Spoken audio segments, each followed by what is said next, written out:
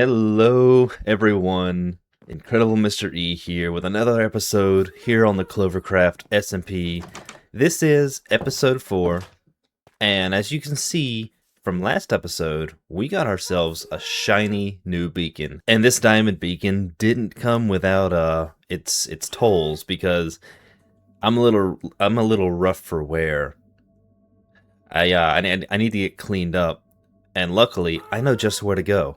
This magical little building that popped up in the middle of the server. Welcome to the wash house. Enter by minecart from either end to wash your dirty self. This machine works off of a bit of redstone and lots of magic. It said from either end, so I'm gonna go here. Oops. Gotta back up a little bit. Press the button and see what happens.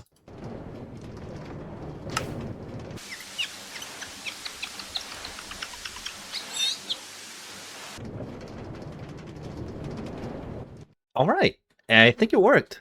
Yep, I don't see a speck of dust, smut, any remnants of deep slate anywhere on this flashy tuxedo of mine. And with that being said, let's return the minecart so it's here for future people. If they want to get cleaned up, they can come here and just wash off any dirt they have. I did hear about some sort of green shirt that needs a bit of a wash. Alright, now that we're all cleaned up and we're back at the base, I got a lot of things planned for this base area today. And the first thing we gotta do is pretty much clean up the area. The chests and stuff for the gifts, and this hill's gotta go. I think I'll move the cows as well. I already got a head start and moved the farm previously with the wheat and sugarcane. And I'm going to be moving this nether portal to somewhere over there, moving these chests into the attic, as well as preparing the land here for the mega base, which is going to require a lot of deforestation. So get ready for that. Before I moved on to that, I was asked by Moon and Lucky to help construct the Enderman farm in the end, because, you know, last episode we did take care of the dragon, so it's time to build the Enderman farm.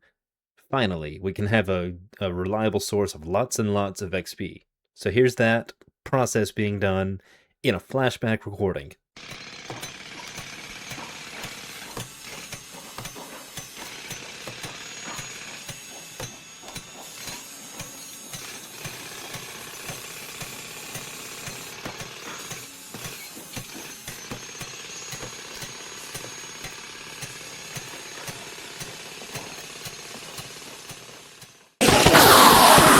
I do have to apologize for that slight little jump scare there, but let's transition into the flashback recording of me doing a little bit of landscaping.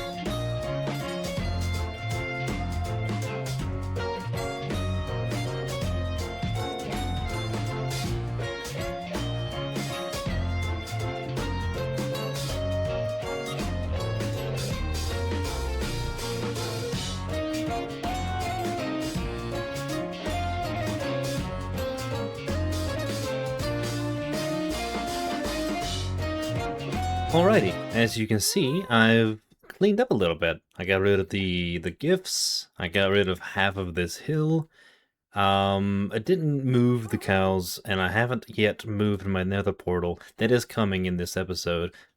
I'll probably keep the cows there. I mean, they're not really in the way, but they will be moved eventually. Maybe not in this episode, but eventually. Anyway, yeah, I've deforested a little bit in between that rock over here and here because for this episode, as well as the clearing and stuff and the moving of the nether portal, I'm going to build a kind of like a hanging bridge in between here and there, and this rock right here, as well as a big chunk of area right here, is actually where my big old mega base is gonna go. As well as working on the bridge, I didn't mention the nether portal is being moved, and I figured that this spot right here would work really well because what I've got planned is um, the nether portal will be there, and in this little rock formation, I'm going to transform it into this creepy looking skull dude, and to get in to and from my base, you gotta go inside of his mouth, and it's gonna look quite haunting. That's kind of part of half of the theme here. I know episode 1 I kind of said I was going medieval. I lied. I'm going haunted. That does mean that this will have to go. So currently my base is locked out of the nether until I build the skull. Of course, I couldn't have stayed locked out of the nether for too long because part of this skull build requires a few bits of blackstone. Alright, I've got all the materials that I will need to craft the skull for the nether portal behind me, so let's get to it.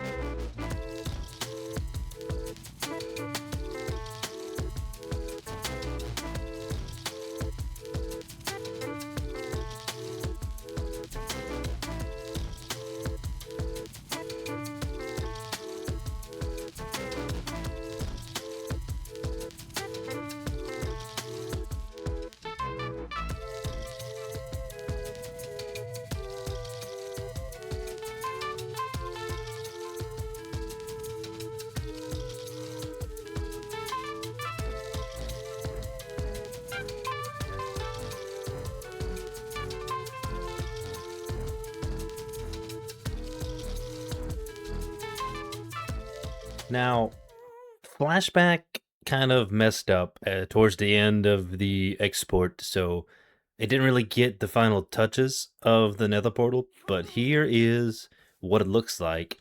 And I moved the bottom jaw here closer to the top one because he had a massive underbite. But yeah, this is the final product. I'm happy with how it turned out. It does give a little bit of a menacing vibe off. That's kind of what I was going for. And yeah, that's Nether portal all done, all moved, and it's ready to link up to the main Nether hub. And now we can move on to the bridge. All right, I have pretty much laid out a pathway for the swinging rope type bridge to go, and this little pillar right here is like a rough halfway point for the ropes to droop down, connect, droop back up, and connect there. And I've built like a little concept. I don't know if this is the final design, but this is a little basis to go off of as far as building the build palette for this little rope bridge is going to go. It's not a very versatile mix of materials, which is nice, but if I do end up not liking it, I can always just change it in the future, because that's the beauty of this game. Nothing's really set in stone. It's all up to your imagination. Time for another flashback.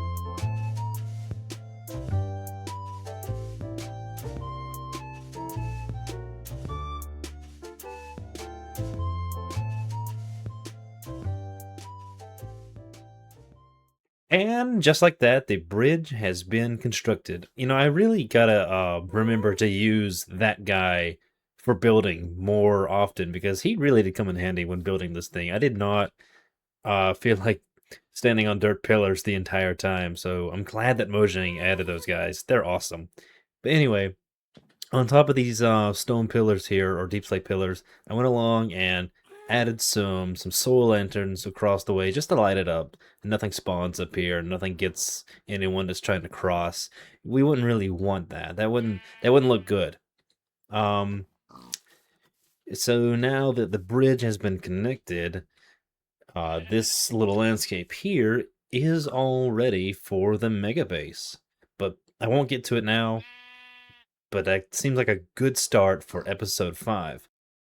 I guess while I'm at it, I may as well move my infinite water source and my one and only spruce tree. I'll probably put those in that extra space here by the base. And since I'm in the mood for tidying things up, why don't I go ahead and just connect the paths here?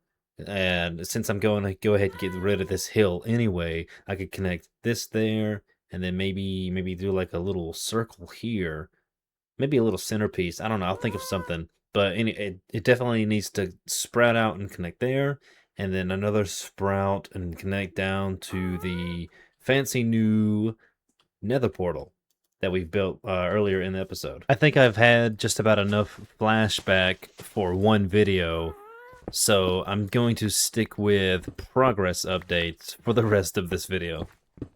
With that being said, I'll get back to you when this hill has been deleted. But I don't want to delete it in a way that it just makes it a straight drop. I do want to give it a little bit of natural-ish shape to it, just to make it look like the landscape around here always was like this and had none of my input at all. But with that being said, I am no terraformer, so you're gonna get what you're gonna get with me. Sorry. I think as far as connecting to this bridge here, it is a little bit lower than most of the terrain by the tavern. So what I'm going to do here is do like a little off-center, semicircle-ish little divot here and then maybe put some man-made slabs and stuff where the hill kind of cuts off. I think I'm going to cut the hill off maybe about here, make it flat around there, and then yeah, just make it all interconnect. Make things look nice. Minor progress update, but I've got a little path here coming out from the bridge. I decided to use some leftover spruce slabs and the tough bricks here because I got tough bricks over here and I think it will connect quite nicely up with the tavern, and that's what I'm going to do over there. I think I might change actually the entire path system going along here to tough bricks, um, and continue the pattern of the spruce slabs, tough bricks going that way, and then maybe a transition from the black stone slabs here into the tough bricks because we are going into the menacing mouth of the nether portal skull here. So that's what I will work on, and I'll do another progress update now. Alrighty, here we are on the inside of the tavern, just to give a little showcase of what the pathway that I've built looks like from exiting. And I think it turned out pretty nice. We got a little spruce slab border going around with the tough brick staircase as the base of the path, and get a little bit of elytra flying action. Wow. And then yeah, it makes like a little fork here, and I haven't quite done the transition to the blackstone yet because I don't really know how to do that. But I think I've got to move on from that because it's now time for industrial district tasks. Here on CloverCraft, we have all agreed that at some point in the season, being now, we will start a system that says if you want to use the industrial district, you've got to complete a monthly task. And here I am standing at the task building itself. It's pretty much the nether hub of the industrial district. And here we have everyone's names, and mine is right here. And let's see what my task is. Ah, very interesting. I'm not letting any potential Clovers see this because I will do my tasks in the next episode. You'll have to wait and see whenever that comes out. But that is all I have for today. If you enjoyed this episode, please leave a like and comment and subscribe, all the good deals, all that stuff. And I do, as always, highly recommend to check out the other Clovers linked in the description of this video. And if you really did enjoy this video, then you, my friend, are incredible. And I'll see you in the next one. Goodbye.